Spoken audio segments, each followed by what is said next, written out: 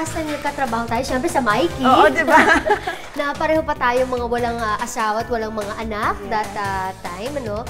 Pero ngayon, ayan nga, parang ang bilis ng panahon kasi meron ka ng 3 kids. All boys, And of 3 course, boys. 3 boys, si Robbie, Rafael, and Renzo. So, si Renzo pa lang yung parang medyo nakita ko na yun. No? Pero si Robbie ngayon, kasi medyo binatilyo na.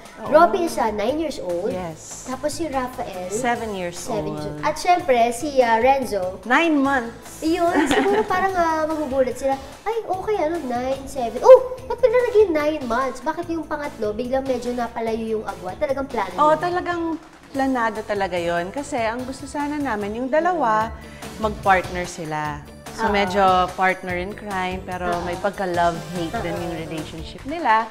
Tapos, ang gusto sana namin, magkaroon ng malaking gap para maalagaan talaga yung dalawa, yung talagang yung attention namin nasa kanila. Big gap para kapag ayaw na nilang nakaakbay ka sa kanila, sa harap ng ibang tao, yung ayaw na nilang humalik sa'yo, meron namang baby na papalit sa... Kumbaga, mayroon kang pagtutuunan ka ng ibang lambing mo kasi ayaw na magpalambing ng mga Oo, at saka pati yung mga kuya, mahal na mahal nila si Renzo. Si Renzo, ganun din sa kanila.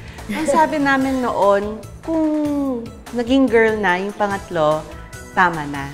Pero kung hindi pa, baka. Pero sa tingin ko ngayon, talagang wait and see na lang kung anong gusto ng Panginoon. Kasi di ba sabi mo, talagang pinlanan niyo yun, yung gap.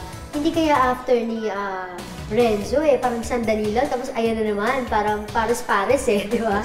Kung ganun, okay lang. Kasi maganda yung naging pares si Robbie tsaka si Rafael. So kung may kapares si Renzo, siguro maganda rin para hindi naman siyang nag-iisang lumalaki.